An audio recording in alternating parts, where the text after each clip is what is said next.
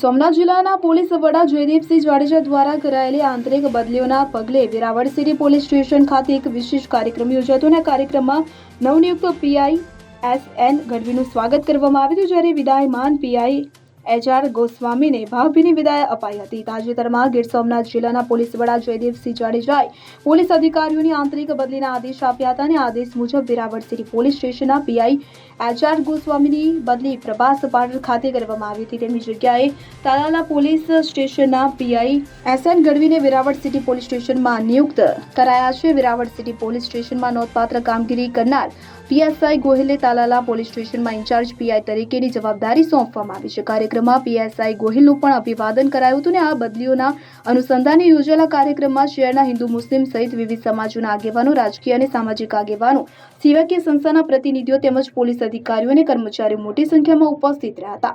Veraval city police સ્ટેશનમાં આશરે પોણા 2 વર્ષ સુધી ફરજ બજાવનાર પીઆઈ એચ.આર. ગોસ્વામીની કાર્યશીલતા, શિસ્તબદ્ધ કામગીરી અને લોક અભિમુખ પોલીસિંગને દરેક સમાજના આગેવાનો તથા સામાજિક સંસ્થાઓ દ્વારા બિરદાવવામાં આવી હતી. તો વિદાય સમારોહ દરમિયાન પીઆઈ ગોસ્વામીએ પોતાના ફરજકાળ દરમિયાન પોલીસ સ્ટાફ, વિવિધ સમાજના આગેવાનો, પોલીસ સામાજિક સંસ્થાઓ અને પત્રકારોની સહકાર બદલ આભાર વ્યક્ત કર્યો હતો.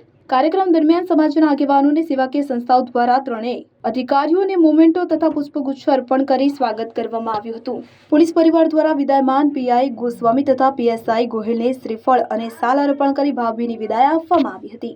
Bureau report CN24 news. હવે જુઓ દેશ દુનિયાની તમામ ખબરો તમારી આંગળીના ટેરવે. ઉઠાવો મોબાઈલ અને Google Play Store પરથી ડાઉનલોડ કરો અમારી CN24 ન્યૂઝ મોબાઈલ એપ.